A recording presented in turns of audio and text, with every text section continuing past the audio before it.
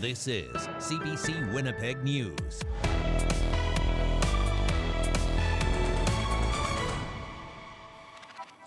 Good evening. Thanks for joining us. Janet is away this week. I'm Riley Lachuk. We begin tonight with two Christmas tragedies in our province. One person is dead. Dozens of others have lost everything, and people are in shock and disbelief after separate fires in Gladstone and Winnipeg on Christmas morning. We begin in Gladstone tonight, where a man died after a fire in the commercial heart of that community. CBC's Bartley Kivas has the story.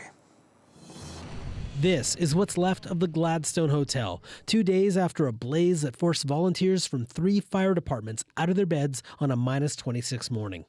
Firefighters from Gladstone and the neighboring towns of Neepawa and Plumas spent Christmas Day putting out the blaze, which is still emitting acrid smoke at the corner of Morris and Saskatchewan. So this fire took out 3 heritage buildings here in Gladstone. The former hotel is where you see most of the smoke billowing out. There was a residential building, apartments converted from an old pharmacy. That's completely gone. And also the Galloway, severely damaged, but still standing. There are residential apartments in there as well. We were in our suite at the far end, asleep. Sound asleep. Sound asleep. Jim and Donna Younger were forced out of their apartment in the Galloway at 2:30 a.m. on Christmas morning. Now they're looking for somewhere to live. They prefer to stay in Gladstone. Yeah, it's so sad because we loved the apartment block and the rent was wonderfully reasonable and it was a great place to retire, and we're very sad. The Youngers say they've been told the south wall has to be replaced, and the mayor says there's almost 2 meters worth of water frozen in the basement. It would be up to the insurance companies to look at it, whether it's feasible to repair or whatever, but hopefully we can and keep our residents in there, but they're still going to be displaced until things are, repaired and construction's done. So, going to be a year at least. At least 15 people have no apartments anymore, but they do have something to eat, thanks to donations of soup, casseroles, cookies, and buns. They show up unasked, and it's part of a small town. The small businesses were coming forth with all kinds of things. It was wonderful. The volunteerism is a bright spot for a town mourning the death of a man RCMP have yet to identify. Gladstone also faces a long road ahead for the people without homes. The municipality plans to hold a meeting Wednesday to address the housing situation. Bartley Kivas, CBC News in Gladstone. Meantime, in Winnipeg, an apartment fire on Christmas Day has displaced 42 people. Some residents were left with next to nothing. Joanne Roberts has that story. Did we have to go through this like on Christmas? Residents from the Warwick apartments are still waiting to see when they'll be able to return to their homes after a devastating fire here drove them out. We thought it was a false alarm and everything because we're used to our alarm going off sometimes. Joanne Fontaine says she woke up around 2 a.m. to the sound of the fire alarm. As the alarm kept going, she started to get worried. She opened her door and saw firefighters. They were just grabbing their hose and everything, and they're like, you got to get out of the building. Fontaine says she grabbed her coat and went outside. That's when she says she saw the fire. There was 2 apartment buildings that were on fire, and there was a lot of fire coming out throughout the building. I was scared, just I grabbed house coat and I ran away. Fatma Atta lives on the 5th floor of the Manitoba housing building. When the fire was under control, she was able to get some of her belongings from her apartment Monday morning. Not damage my roof, back to smoking. Fontaine isn't as lucky. I was underneath the fire, underneath it, and it's flooded and everything. Fontaine says other than the clothes she's wearing, she has nothing. They save our life. It's important, our life, not the seeing this old stuff. For now, residents of the Warwick are staying in a hotel downtown while police continue to investigate the fire. Joanne Roberts, CBC News, Winnipeg. Winnipeg police are looking for a woman who walked away from a minimum security healing lodge on Boxing Day. Joyce Kringuk was serving a life sentence for second-degree murder at Eagle Women's Lodge on Ellis. Correctional Services Canada says she walked out the back door of that facility after 10 o'clock Monday night. Kringuk is 42 years old, 4 foot 9 inches tall, and weighs around 170 pounds, with a medium complexion, brown eyes, and black hair. If you've seen her or know where she is, you're asked to call police. We're getting a clear picture of the level of violence faced by Indigenous women in Winnipeg. A CBC News analysis has found almost 1/5 of people who died by homicide in Winnipeg this year were Indigenous women. That number is based on information gathered from the Winnipeg Police Service and in interviews with loved ones of victims. Speaking out, and I'm saying enough's enough. A plea from Cambria Harris, one of the daughters of Winnipeg homicide victim Morgan Harris, the mother of 5 and grandmother, one of 51 people who died by homicide in Winnipeg this year. The victim of an alleged serial killer. Her remains, many think, are in a landfill north of the city. Cambria Harris among those leading calls for an expanded search. You are going to hear my damn voice, and you're going to start listening, and you're going to start listening to all other Indigenous people as well. An analysis by CBC News shows of the 51 homicides that have happened in Winnipeg to date so far this year, at least 10 of those, or a fifth, have involved women who are Indigenous. That compares to Winnipeg's total Indigenous population, which is around just 14%, including people of all genders. Tammy Wolf is a member of the Manitoba Missing and Murdered Indigenous Women and Girls Coalition. I feel like what is most devastating to me is how many of these names I know and recognize. Harris says she feels her family isn't being adequately included in planning around a potential search for her mom's remains. She has also raised concerns about a lack of transparency. Winnipeg police have said they have provided what information they can given the ongoing legal process. Charges have been laid in 8 of the 10 Indigenous women who have been murdered in Winnipeg so far this year. And there's much more to see on this story online, including profiles of the 10 homicide victims and what we know about them. Just head to cbc.ca/Manitoba or to the CBC News app. A month after finally opening following a 2-year delay, the Leaf at Assiniboine Park is closed. A water main break over the weekend led to a burst pipe and clean water leak. The building and biomes are expected to reopen tomorrow, but the Gather Craft Kitchen and Bar will be closed for at least 7 days. Anyone with tickets to the Leaf who wants a refund can request it online. One of Canada's independent newspapers is defying the odds. After dozens of local papers shuttered their doors over the pandemic, the Winnipeg Free Press is celebrating 150 years. Karen Pauls looks at how the paper is gearing up for the future. At a recent birthday party for the Winnipeg Free Press, our newspaper that is 150 years old today, the paper celebrated its past, but also looked forward. We're going to try and get you excited about the future. Faithful subscribers invited to a private viewing of a new art exhibit in honor of the paper. Back in 2014, some researchers predicted the demise of the newspaper by 2025. In Canada, it was predicted to be extinct by 2020. They're still here, but it will take some adapting to survive. These are all newspapers that have closed. This journalism professor says media outlets need multiple sources of revenue to survive, and they have to be creative.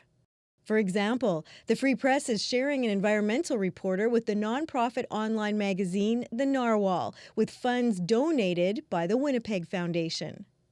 How philanthropy, which is so constrained by the tax rules, can actually be expanded to benefit the broader news ecosystem in a community. The Free Press has also hired several reporters through the federally funded Local Journalism Initiative. Local faith groups chip in to cover the religion beat, and subscribers can become patrons and get perks by donating $150 a year. You have to look at every opportunity, come up with new ideas to maintain certain journalism and certain content in the newspaper. There's also hope that, if passed, Bill C-18, the Online News Act, would require tech giants to pay media outlets for their news content. It's something this former Free Press publisher has been fighting for years. The newsrooms aren't going to be funded by Google and Facebook, but there'll be a substantial piece there that you can build on. Bob Cox believes the Free Press is doing what it takes to adapt. They're not frozen in time. They saw what was coming and changed with the times. And that may be the secret to its success. Karen Pauls, CBC News, Winnipeg.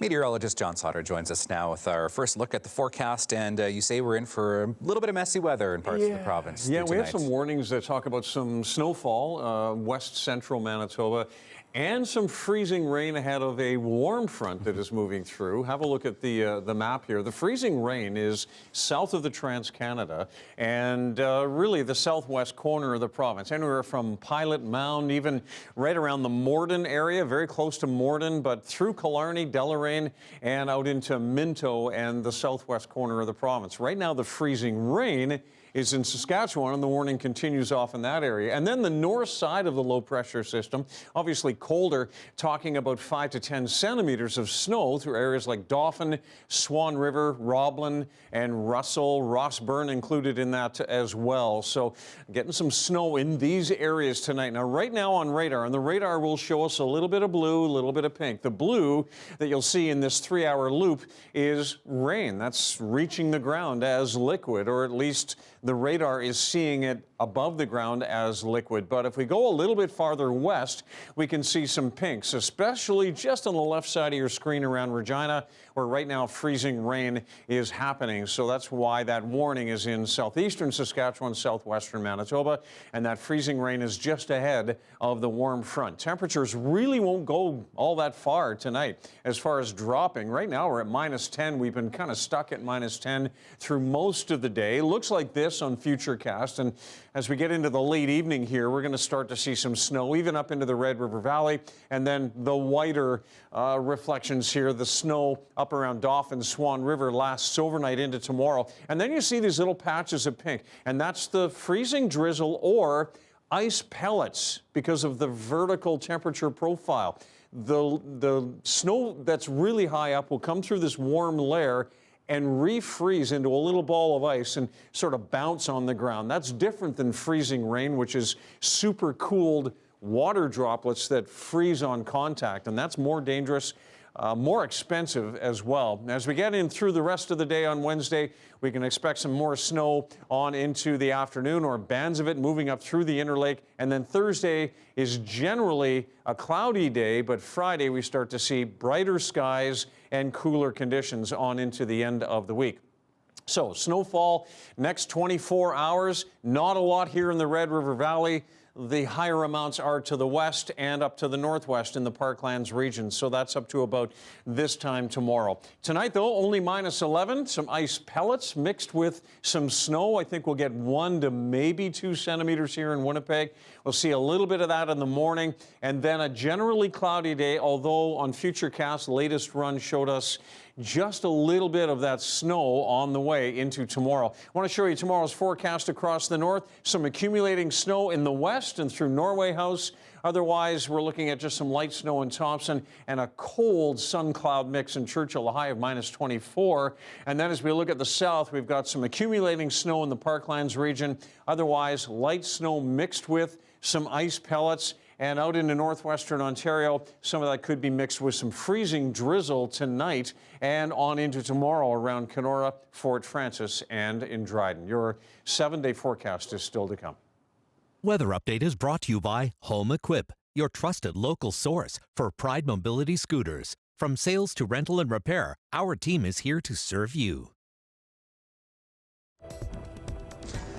Take a look at these homes in the community of Crystal Beach, Ontario, on the shores of Lake Erie. Houses along the lakeshore are completely covered in ice. Officials are hoping warmer weather will thaw these properties. Meanwhile, flooding in the region has forced some residents to evacuate their homes. More on travel disruptions here and across the country.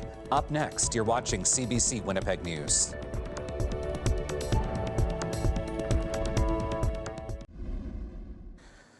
Stormy weather across the country is continuing to impact flights east and west, but it's also affecting some flights to and from tropical destinations to the south. The latest on the lineups and delays just ahead. But first, Rachel Bergen on the disappointment and frustration some Manitobans are feeling. It's like we didn't even exist. For the last 8 months, this Manitoba family has been planning a Christmas trip to sunny Puerto Vallarta, but that trip never happened. Yeah, it's just a big, huge disappointment. We've all been sad at different times, luckily, so We're okay now, but we're not okay because they didn't care about us. Towler and her family have been stuck in this Winnipeg airport hotel for the last 3 nights, even though their flight was set to take off on Christmas Day. They know storms can cause delays over the holidays, but Towler's daughter-in-law says there's been no communication from the airline. I tried calling Sunwing to talk to a representative, and the phone would just disconnect. You could not email them, nothing. To make matters worse, they were rescheduled on flights leaving in the middle of the night, and both times when they arrived at the airport, their flights had been canceled without notice. We all stood there till 1:30 until a security guard asked us what we were doing. And we said, well, we fly out at 4 with Sunwing. And he's like, you guys don't have a flight. While this family was stuck in a Winnipeg hotel, hundreds of Canadians have been stranded in Mexico for days because their flights have been canceled. So they aren't being very helpful with updated information. Abby Heathcote from Toulon was among them and only made it home from Cancun yesterday, 2 days later than she planned, with little communication from the airline. Even though we were safe and we were able to stay at the resort, it was just a really scary and helpless feeling because we were so alone. So I'm just really happy to be home. Sunwing says 2 flights have brought stranded passengers back to Canada from Mexico, and it's sending another 8 planes between today and Friday. But these travelers say the airline has lost their trust. Rachel Bergen, CBC News, Winnipeg. So the frustration and delays for many travelers have been felt for days right across this country now. Whether going by air or train, many passengers across Canada have found themselves stranded and holiday plans derailed. CBC's Ithel Musa has the latest from Toronto. It's become a common scene in airports across the country. Delayed flights, frayed nerves, and mounds of unclaimed baggage. Hundreds of Canadian travelers are also not where they're supposed to be. Every day has been a real struggle. They know there's no plane coming. Corinne Fiddler and her family were supposed to return from the Dominican Republic 6 days ago. That hasn't happened, and it's creating serious problems. My grandbaby, her formula, running out of formula, diapers, all those things that you have to replace, picking up medications, and, things that you can't just go buy off the shelf. Fiddler's airline Sunwing says it's completed 2 recovery flights so far this week, and they have another 8 planned. But the airline admits some travelers won't be departing until Friday. The airline is just one of many struggling to make up for delayed and canceled flights during one of the busiest travel times of the year. Airlines are clearly 100% responsible for getting their travelers to where they need to go. I think airlines need to have a real look now in terms of the meteorological implications of what's really a changing climate. So to the extent that airlines need to do things like have more spare aircraft and crew available. And while there are regulations in place protecting Canadian passengers, one consumer advocate says they could go further to safeguard travelers. Unfortunately, the Canadian rules aren't as complete as the European ones. If you're stranded in an airport because of weather, under the European rules, you have to have shelter and food provided and transportation if there is any needed to and from the airport. Transport Canada says it understands how frustrating delays and cancellations are for travelers this holiday season. The federal department said airports and airlines are doing everything they can to ensure passengers are accommodated, and they are monitoring the situation. Ithel Musa, CBC News, Toronto. Parts of BC's south coast are being hit with flooding in low-lying areas, and a flood watch remains in effect for the region. Levels are already up because of melting snow from last week's storm and heavy rainfall since Sunday. More of that was expected through the day today. Vancouver has shut down parts of the city's seawall because of a so-called king tide that brought extremely high water. A flood watch remains in place for Howe Sound, North Shore Mountains, Metro Vancouver, and the Fraser Valley. The province's flood watch designation means river levels are rising and many may exceed their banks. The Cowichan tribes have also issued an evacuation alert for dozens of properties at risk of flooding. We have an update for you on a deadly bus rollover that happened in British Columbia on Christmas Eve. An official with BC's Interior Health says 7 people are still in hospital and all are expected to survive. 4 people died in that crash and dozens were injured Saturday evening when a bus left the road and rolled onto its side. The crash happened about 330 kilometers east of Vancouver in the southern interior. Police say they suspect the cause was extremely icy road conditions. Here's a look at how that huge winter storm has hit the United States. This restaurant in Hamburg, New York, was left in icicles. The owner says they started forming on Friday. This restaurant is in the Greater Buffalo region on the edge of Lake Erie near the Canadian border. It's one of the hardest hit areas with nearly 130 centimeters of snow falling as of yesterday. The blizzard is considered the worst Buffalo has seen in 45 years. Meteorologist John Sauder is next with his 7-day forecast, and we have the perfect daily lift for you as well. You're watching CBC Winnipeg News. We're back right after this.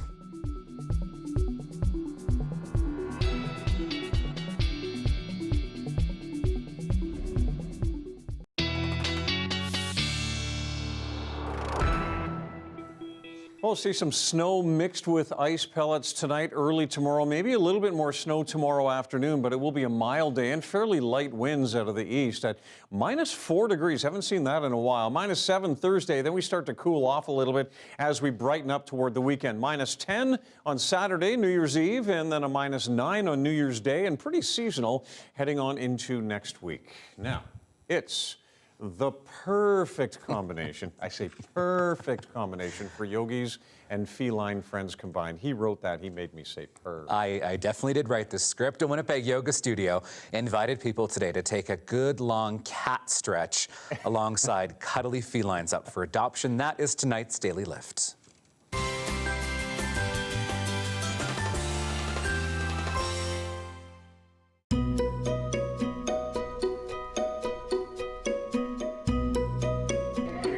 Okay, so we're having a fundraiser for Craig Street Cats, cat yoga with adoptable cats from Craig Street, and a yoga class at Bend Academy that has the cats kind of roaming free and joining the participants. They're all available for adoption, and yeah, we have 2 sold out classes today, and we've been able to raise about $2,000 for Craig Street as well. It was formulated in 2018. We had a friend that enjoyed yoga and myself who enjoyed cats, and Cats on Mats was born with the fun name, and because I had adopted a cat from Craig Street, it was a unique way to kind of give back to them during the holiday season. Well, I'm happy to help the cats, and Alethea and I have been best friends for years. And yeah, I just opened Bend Academy this past fall, so to be able to do something with this beautiful space that I have that helps other people, it's my pleasure to do it. People were asking even this afternoon if they could still come, but we've been sold out for weeks. In terms of helping out Craig Street Cats, they are always accepting donations for cat litter or cat food, cat toys, monetary donations, or volunteering. Yes, we've got a little bountiful physical donations, and then yes, we are accepting donations as well today. It is a perfect distraction after a busy holiday season. Yeah, and when they do the cat-cow, you know, the cats can probably join in with that as well. Absolutely. Thank you for being with us tonight.